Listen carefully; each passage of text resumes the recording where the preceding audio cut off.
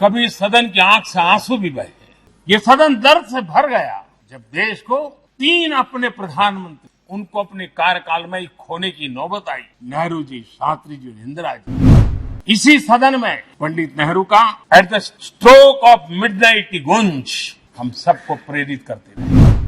पंडित नेहरू की जो प्रारंभिक मंत्री परिषद थी, बाबा साहब आम्बेडकर जी एक मंत्री के रूप में दुनिया की बेस्ट प्रैक्टिसेस भारत में लाने पर बहुत जोर दिया करते थे। बांग्लादेश की मुक्ति का आंदोलन और उसका समर्थन भी इसी सदन ने इंदिरा गांधी के नेतृत्व में किया था। इसी सदन ने इमरजेंसी में लोकतंत्र पर होता हुआ हमला भी देखा था और इसी सदन ने भारत के लोगों की ताकत को एहसास कराते हुए मजबूत लोकतंत्र की वापसी भी इसी सदन ने देखी थी।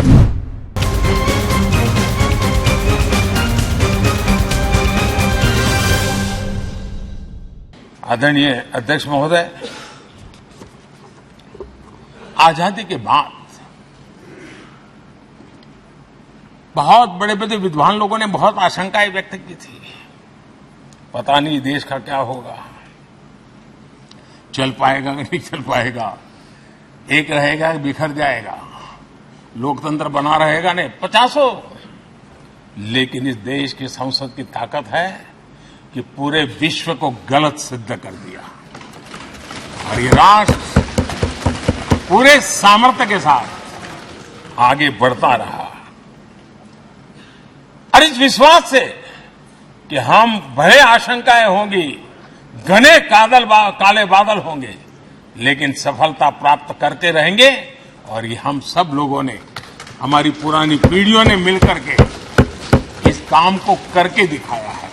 इसका गौरवगान करने का ये अवसर है। आदरणीय अध्यक्ष जी, इसी भवन में 2 साल 11 महीने तक संविधान सभा की बैठकें हुई और उसने देश के लिए एक मार्गदर्शक जो आज भी हमें चलाता है, हमारे संविधान दिया। और 26 नवंबर 1949 को जो संविधान हमें मिला वो 26 जनवरी 1950 को लागू हुआ। इन 75 वर्षों में सबसे बड़ा जो अचीवमेंट है वो ये है कि देश के सामान्य मानवी का इस संसद पर विश्वास बढ़ता ही गया है। और लोकतंत्र की सबसे बड़ी ताकत यही है कि इस महान संस्था के प्रति, इस महान इंस्टीट्यूशन के प्रति, इस व्यवस्था के प्रति उनका विश्वास अटूट रहे, विश्वास उनका बना रहे। इन 75 वर्षों में हमारी संसद ने जन भावनाओं की अभिव्यक्ति का भवन भी बना दिया। यहां जन भावनाओं की पुरजोश अभिव्यक्ति और हम देखते हैं राजेंद्र बाबू से लेकर डॉक्टर कलाम, रामनाथ कोविंद और अभी द्रौपदी मुर्मू जी, इन सब के संबोधन का लाभ हमारे सदनों को मिला है, उनका मार्गदर्शन मिला है। आदरणीय अध्यक्ष जी, पंडित नेहरू जी, शास्त्री जी, वहां से लेकर के अटल जी, मनमोहन सिंह जी तक एक बहुत बड़ी श्रृंखला जिसने इस सदन का नेतृत्व किया है और सदन के माध्यम से देश को दिशा दी है, देश को नए रंग रूप में ढालने के लिए उन्होंने परिश्रम किया है, पुरुषार्थ किया है। आज उन सबका गौरवगान करने का भी अवसर है। आदरणीय अध्यक्ष जी, सरदार वल्लभ भाई पटेल, लोहिया जी, चंद्रशेखर जी, आडवाणी जी, न जाने अनगिनत नाम जिन्होंने हमारे इस सदन को समृद्ध करने में, चर्चाओं को समृद्ध करने के लिए, देश के सामान्य से सामान्य व्यक्ति की आवाज को ताकत देने का काम इस सदन में किया है। विश्व के भी अनेक राष्ट्राध्यक्षों ने हमारे इन सदनों को संबोधित करने का भी अवसर आए हैं और उनकी बातों में भी भारत के लोकतंत्र के प्रति आदर का भाव व्यक्त हुआ है। आदरणीय अध्यक्ष जी, उमंग उत्साह के पल के बीच भी कभी सदन की आंख से आंसू भी बहे। ये सदन दर्द से भर गया जब देश को 3 अपने प्रधानमंत्री उनको अपने कार्यकाल में ही खोने की नौबत आई। नेहरू जी, शास्त्री जी और इंदिरा जी। तब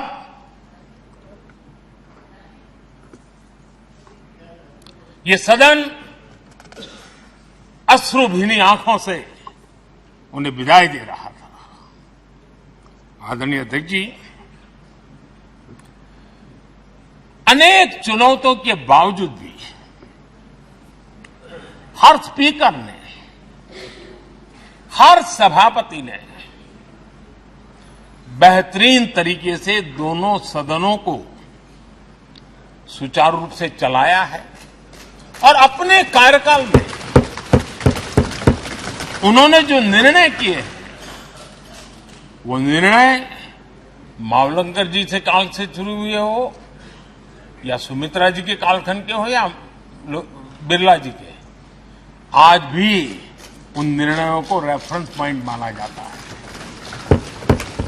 ये काम हमारे करीब 17 स्पीकर और उसमें 2 हमारी महिला स्पीकर ने भी, और मावलंकर जी से लेकर के सुमित्रा ताई तक और बिरला जी का मार्गदर्शन आज भी हमें मिल रहा है।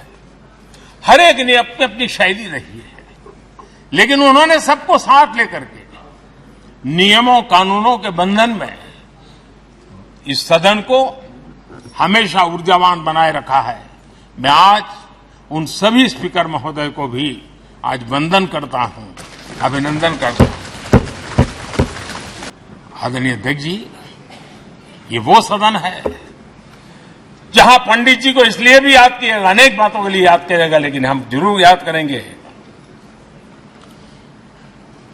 इसी सदन में पंडित नेहरू का at the stroke of midnight की गूंज हम सबको प्रेरित करती रहेगी।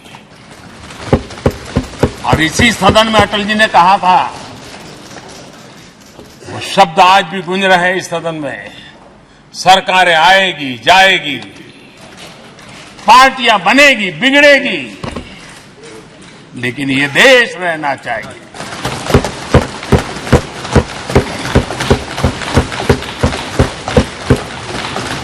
आदरणीय अध्यक्ष जी, पंडित नेहरू की जो प्रारंभिक मंत्रिपरिषद थी, बाबा साहब आम्बेडकर जी एक मंत्री के रूप में दुनिया की बेस्ट प्रैक्टिसेस भारत में लाने पर बहुत जोर दिया करते थे। फैक्ट्री कानून में अंतर्राष्ट्रीय सुझावों को शामिल करने पर बाबा साहब सर्वाधिक आग्रही रहे थे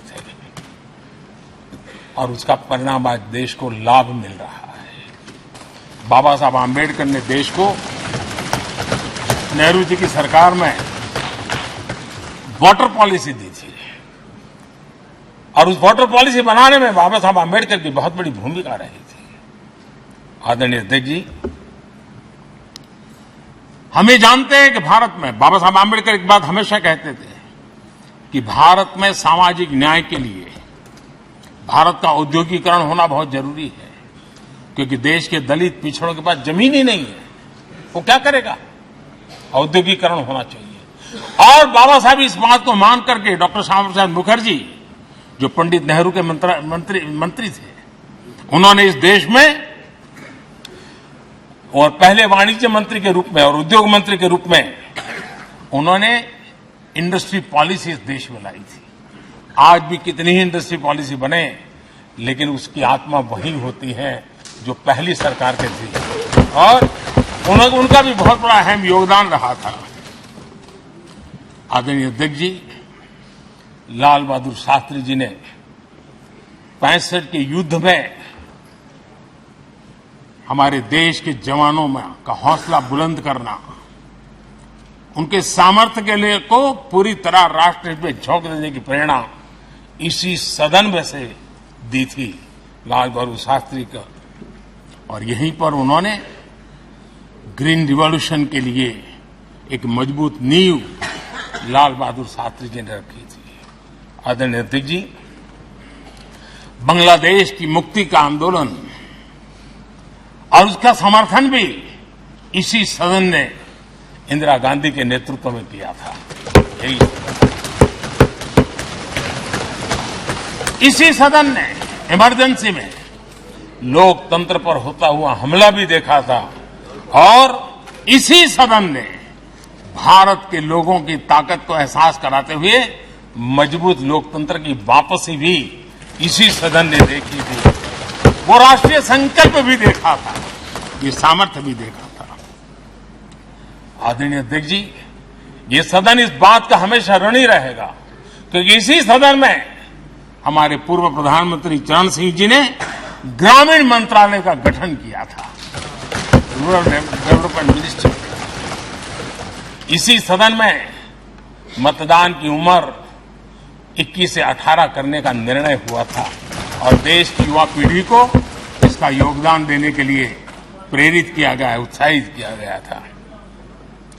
हमारे देश ने गठबंधनों की सरकारें देखी, पीपी सिंह जी हो, चंद्रशेखर जी, और बाद में एक सिलसिला चला।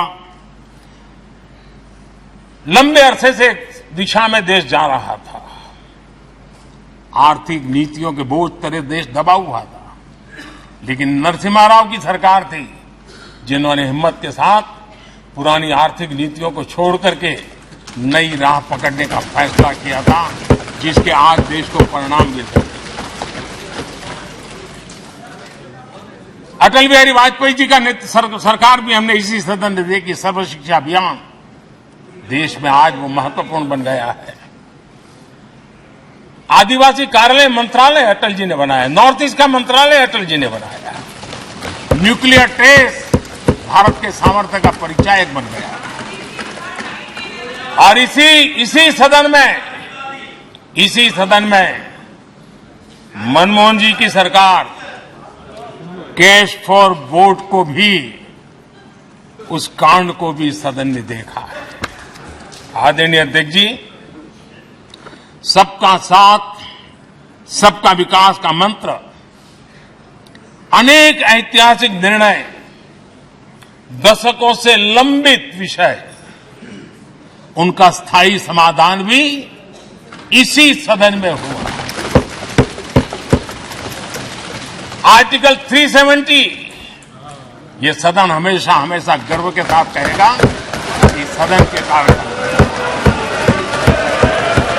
One nation one tax, one nation one tax, GST का निर्णय भी इसी सदन ने किया। One rank one pension, OROP, ये भी इसी सदन ने देखा।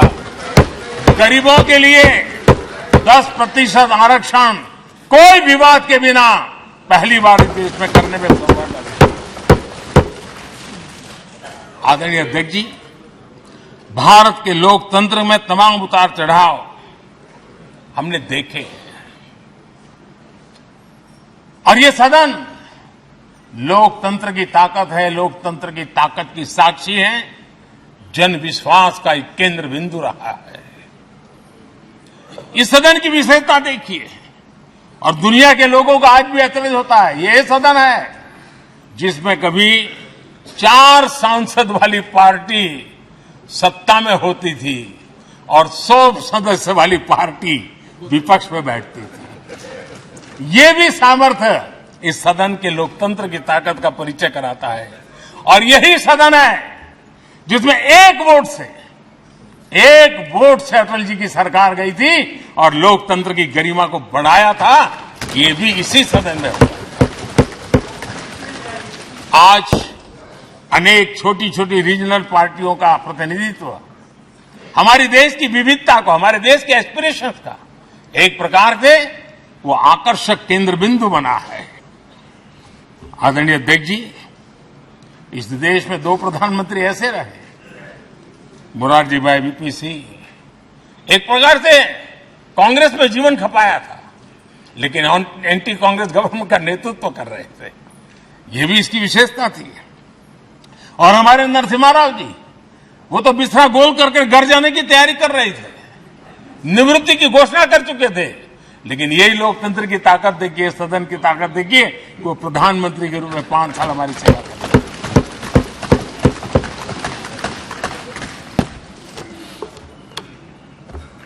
आदरणीय अध्यक्ष जी, सबकी सहमति से कठिन कार्य होते हुए हमने देखे हैं। 2000 की साल थी, अटल जी की सरकार थी। इसी सदन ने 3 राज्यों का गठन सर्व स्वीकृति से किया और बड़े उमंग उत्साह से किया। जब छत्तीसगढ़ की रचना हुई तो उत्सव छत्तीसगढ़ ने भी मनाया, उत्सव मध्य प्रदेश ने भी मनाया। जब उत्तराखंड की रचना हुई तो उत्सव उत्तराखंड ने भी मनाया, उत्सव उत्तर प्रदेश ने भी मनाया। जब झारखंड की रचना हुई तो उत्सव झारखंड ने भी मनाया, उत्सव बिहार ने भी बताया। ये हमारे सदन का सामर्थ्य, सब सहमति का वातावरण बना करके।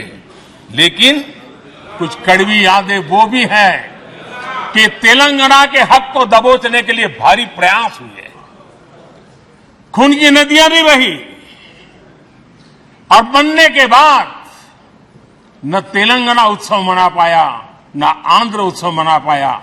एक कटुता के बीज बो दिए गए। अच्छा होता उसी उमंग और उत्साह के साथ हम तेलंगाना का निर्माण करते तो एक नई ऊंचाई पर आज तेलंगाना पहुंच चुका होता। आदरणीय अध्यक्ष जी, संविधान सभा ने, आदरणीय अध्यक्ष जी, इस सदन की परंपरा रही है। संविधान सभा ने उस समय अपना दैनिक भत्ता 45 रुपये से कम करके 40 कर दिया था। उनको लगा हमें इसको कम करना चाहिए। आदरणीय अध्यक्ष जी, यही सदन है कैंटीन में मिलने वाली सब्सिडी, जो बहुत कम पैसे में खाना मिलता था, इसी सदस्यों ने उस सब्सिडी को भी खत्म कर दिया और पूरा पैसा लेकर के अब कैंटीन में खाते हैं। आदरणीय अध्यक्ष जी, कोरोना काल में जब जरूरत पड़ी तो यही सांसद जिन्होंने एमपी लेड फंड को छोड़ दिया और देश को इस संकट की घड़ी में मदद करने के लिए आगे आए। इतना ही नहीं, कोरोना काल में इसी सदन के सांसदों ने अपने तनख्वाह में 30% कटौती की और उन्होंने देश के सामने आए हुए संकट में अपनी बहुत बड़ी जिम्मेवारी निभाई। आदरणीय अध्यक्ष जी, हम गर्व से कह सकते हैं, ये सदन में बैठे हुए लोग भी कह सकते हैं, हमारे पूर्वज जो सदन में बैठे थे वो भी कह सकते हैं कि हम ही लोग हैं जिन्होंने हम पर डिसिप्लिन लाने के लिए हमारे यहां जनप्रतिनिधित्व कानून में समय समय पर कठोरता बरती। नियम हमने ही लादे, हमने ही तय किया कि नहीं, जनप्रतिनिधि के जीवन में ये नहीं हो सकता। मैं मानता हूं ये जीवंत लोकतंत्र का बहुत बड़ा उदाहरण है और ये सदन ने दिया है, यही माननीय सांसदों ने दिया है और हमारी पुरानी पीढ़ी के सांसदों ने दिया है। और मैं मानता हूं कि कभी कभी उन चीजों को भी याद करना चाहिए। आदरणीय अध्यक्ष जी, हम जो वर्तमान सांसद हैं उनके लिए तो ये विशेष सौभाग्य का अवसर है। सौभाग्य का अवसर इसलिए है कि हमें इतिहास और भविष्य दोनों की कड़ी बनने का अवसर मिलता है।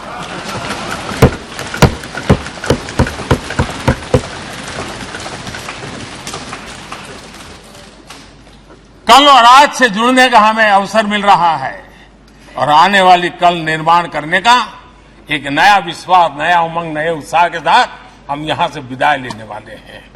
आदरणीय अध्यक्ष महोदय, आज का दिवस सिर्फ और सिर्फ इस सदन के सभी 7,500 जनप्रतिनिधि रह चुके हैं उनके गौरवगान का पल है। इन दीवारों से हमने जो प्रेरणा पाई है, जो नया विश्वास पाया है, उसको लेकर जाने का है।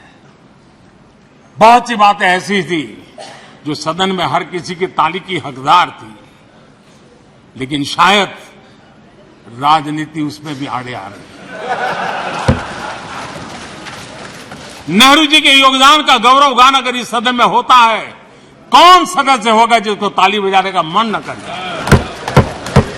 लेकिन उसके बावजूद